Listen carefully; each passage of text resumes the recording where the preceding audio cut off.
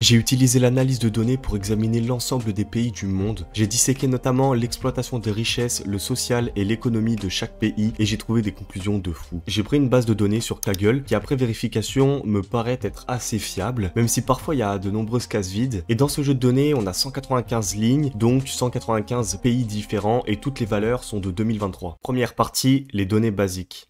On va commencer simple par la densité. Et à vrai dire, il n'y a rien de bien surprenant. Si on en fait une carte, le monde serait représenté comme ceci, avec en rouge les pays les plus denses. Bon, ça c'est une carte que j'ai trouvée sur internet, mais c'est la même chose. Sur cet histogramme, on voit bien les pays les plus densément peuplés, même si pour Monaco, on trouve sur internet une densité variable entre 18 000 et 25 000 habitants au kilomètre carré. Il reste quoi qu'il arrive le pays le plus dense. Ensuite, on a Singapour avec ses 7800, puis Bahreïn, le petit pays du Golfe Persique avec ses 1200. Là, on a les superficies des plus grands pays et donc rien de bien étonnant car on a la Russie, le Canada et les USA en tête. Ensuite, on a ce camembert qui représente la répartition des langues officielles dans le monde. D'après le musée d'histoire naturelle, on aurait en tout environ 7000 langues. Et selon mes données, l'anglais, le français et l'espagnol sont les langues officielles les plus utilisées. Attention, on ne parle pas des langues les plus parlées dans le monde, mais simplement du plus grand nombre de pays les ayant adoptées. D'ailleurs, je rappelle la carte des pays hispanophones et francophones, et oui, le français est bel et bien la deuxième langue officielle du monde. Deuxième partie,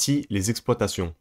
Bon, alors on va commencer cette partie avec une variable qui est peu fiable, la taille des forces armées. Vu que c'est des sujets qui sont assez secrets, on ne pourra jamais vraiment récupérer les bonnes valeurs pour tous les pays. Mais j'ai tout de même essayé de vérifier la fiabilité de mes données sur internet et je trouve des valeurs qui sont assez cohérentes. Ce qui nous donne cet histogramme avec l'Inde, la Chine et la Corée du Nord qui auraient le plus de soldats. C'est pas super fiable et en plus ça veut rien dire parce que pour calculer tant bien que mal la force militaire d'un pays, il n'y a pas que les troupes qui comptent, mais il y a aussi plein d'autres variables comme l'armement, les alliances ou encore les idéologies. Voici les 10 pays avec les plus grands espaces forestiers en proportion. Et pour info, selon ces données, la France serait à 31,20% et selon l'IGN, la France serait aussi à 31%. Donc on peut tout de même conclure qu'il y a une fiabilité des données, en tout cas pour cette variable ou du moins pour la France. Et là, on a les 10 pays avec la plus grande superficie d'agriculture en proportion. Et c'est assez étonnant car on a l'Uruguay, l'Arabie Saoudite et le Kazakhstan. Attention, on a dit en termes de proportion, ce qui veut dire que ces pays reposent presque toute leur économie sur l'agriculture. Mais c'est pas pour autant que toutes les plantations viennent de là-bas. Et pour trouver quels sont les pays avec le plus de culture en superficie, j'ai simplement fait un code permettant de multiplier le pourcentage de terres agricoles par pays selon leur superficie. Ainsi, j'ai pu avoir ce graphique, mais ça me semblait encore un peu bizarre. J'ai alors fait des recherches sur internet et je suis tombé sur le site de la FAO qui explique bien ce résultat. Pour info, la FAO c'est en quelque sorte l'ONU de l'alimentation et de l'agriculture. Sur la page que j'ai mis en description, on apprend qu'il y a une différence entre les terres agricoles et les terres cultivées. En fait, les terres agricoles regroupent toutes les terres utilisées pour des activités agricoles, donc ça englobe aussi bien les pâturages, les terres cultivées et les terres réservées pour de futures utilisations, alors que les terres cultivées sont des terres consacrées exclusivement à la culture de plantation. Et donc, sur ce graphique, on a les terres agricoles. Sinon, pour les terres cultivées, c'est à peu près le même graphique, mais avec les USA en plus. Enfin, voilà les pays qui émettent le plus de CO2.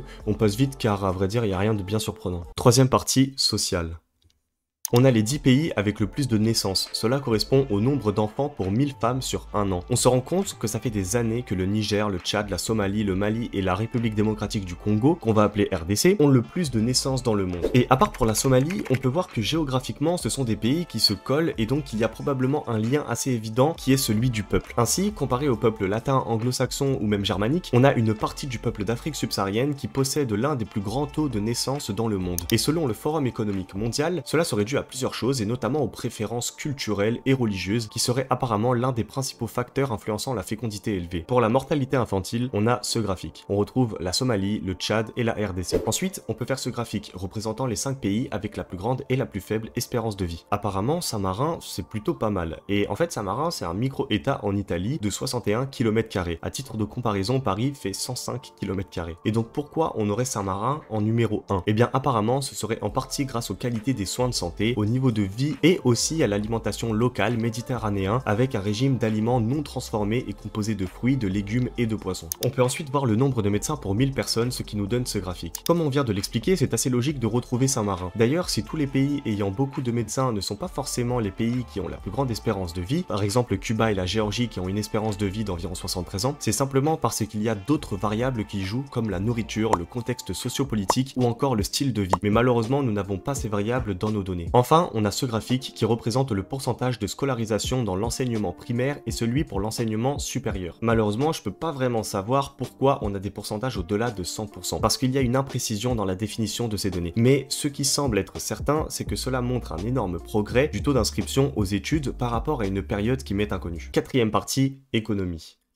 Ce graphe représente les 5 pays avec le meilleur et le moins bon CPI, qui est l'indice des prix à la consommation. C'est un indice permettant de mesurer l'inflation. Une faible valeur indique une faible inflation, voire même une déflation. Pour info, la déflation augmente le pouvoir d'achat des ménages, mais ce n'est pas toujours bon pour l'activité économique et la croissance de l'État. La déflation s'accompagne généralement avec du chômage, une augmentation de la dette et un aspect non négligeable sur les actifs financiers. Mais pourquoi? Bien, c'est assez logique. Si la valeur de la monnaie de l'État augmente lors d'une déflation, il est alors plus difficile de rembourser ses dettes, sans compter les biais cognitifs jouant sur les mentalités, comme l'intention d'attendre une future baisse de prix supplémentaire avant d'acheter des produits, tandis qu'une valeur haute indique une inflation élevée. Par exemple, d'après ces données, l'inflation en Iran aurait très largement augmenté. J'ai trouvé sur Statistica que le taux d'inflation iranien avait augmenté d'environ 41,5% par rapport à l'année précédente. Là, on voit le prix de l'essence en dollars pour 1 litre, et cette énorme différence entre ces pays s'explique par plusieurs choses, notamment par les différentes taxes et subventions de l'État, par le taux de change entre les différentes devises, ainsi que par de nombreuses autres variables comme le marché, les politiques ou encore les infrastructures. On peut voir avec cet histogramme quel pays a le plus fort et le plus faible PIB, mais il n'y a rien de bien étonnant dans ce classement. Le salaire minimum par heure est représenté en dollars, et ça m'a vraiment étonné de ne pas voir la Suisse dans ce top 5. Alors j'ai recherché dans mes données et j'ai vu qu'il y avait un problème car il y a des données qui manquent, notamment pour la Suisse dans cette variable. C'est vrai que c'était étonnant de ne pas voir la Suisse dans le classement parce que c'est le plus gros SMIC du monde avec près de 27,87 dollars de l'heure. Après, comme en Suisse, le prix de la vie est tellement cher, ça doit revenir à peu près pareil, non? Bah à vrai dire, pas vraiment, parce qu'un ménage français épargne en moyenne 18% de son salaire contre 20% pour un ménage suisse, ce qui est à peu près pareil. Mais dès que le Suisse part en vacances, les autres pays ne lui paraissent pas chers, surtout qu'en plus, il économise 20% du salaire, mais le salaire médian est de plus de 67 000 euros, donc environ 13 000 euros d'économie pour un Suisse contre 4 000 pour un Français. Donc le Suisse pourra alors investir plus d'argent, que ce soit en bourse, en crypto ou même dans d'autres actifs. Et par conséquent, il pourra aussi gagner plus d'argent qu'un Français. Après, évidemment que je fais pas de généralité, là ce sont des moyennes, plus précisément des médianes, et non le train de vie de chaque Suisse ou de chaque Français. Si j'utilise des médianes et non des moyennes dans ces analyses, c'est que le salaire peut avoir d'énormes disparités. On a ce graphique avec le pourcentage des dépenses totales de santé payées de la poche des particuliers. Et en France, on est plutôt bien placé, ce qui est totalement normal avec la sécurité sociale et mutuelle obligatoire qui nous couvre la majorité de nos frais. Pour les revenus fiscaux, on voit l'Algérie qui se démarque particulièrement des autres avec une valeur de près de 37%, ce qui signifie que la majorité de la proportion du PIB est collectée par le gouvernement sous forme d'impôts. Mais en fait, ce n'est rien comparé à la France avec ses plus de 43%. Malheureusement, il semble y avoir une erreur dans mes données car c'est écrit qu'il y a 24% du PIB qui est collecté par les impôts du gouvernement, alors qu'en réalité cela est plus proche de 43%. C'est pourquoi la France, championne du monde comme la Norvège ou l'Autriche, n'apparaissent pas dans ce graphique. Et donc, on peut voir la charge fiscale globale en pourcentage des bénéfices commerciaux. C'est un nom assez compliqué, mais en fait ça montre simplement l'attractivité d'un pays pour des entreprises et des investisseurs. Et maintenant, voici les pays avec le plus et le moins de chômage. Cinquième partie, les relations.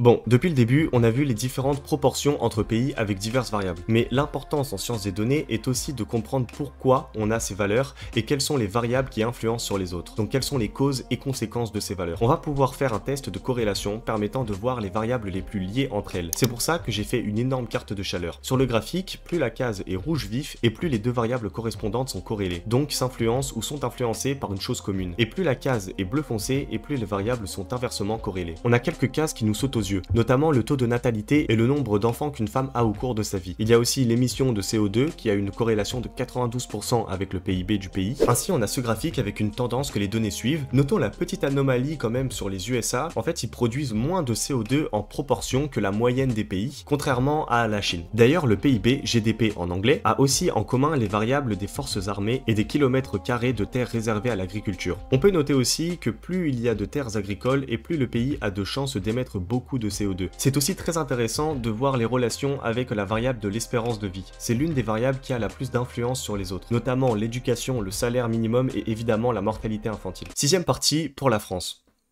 Enfin, on va voir la place de la France dans ce classement mondial. On a une bonne force armée et on émet pas mal de CO2. On a aussi un PIB très élevé. Juste, c'est écrit que pour le PIB, on serait 5e dans ces données. Sauf qu'en réalité, en 2023, nous étions plutôt 7e. Ce qui montre qu'il y a une petite erreur dans ces données. Et nous sommes 13e pour le salaire minimum, ce qui est plutôt pas mal. Évidemment, dans ces données, car en réalité, nous sommes plus proches des 30e. Par contre, que ce soit dans ces données ou dans la réalité, nous sommes toujours l'un des pays avec le plus de taxes dans le monde. Cette vidéo m'a pris vraiment beaucoup de temps à faire. Donc si cela t'a plu, n'hésite vraiment pas à mettre un like et à t'abonner. En tout cas, merci de l'avoir regardé.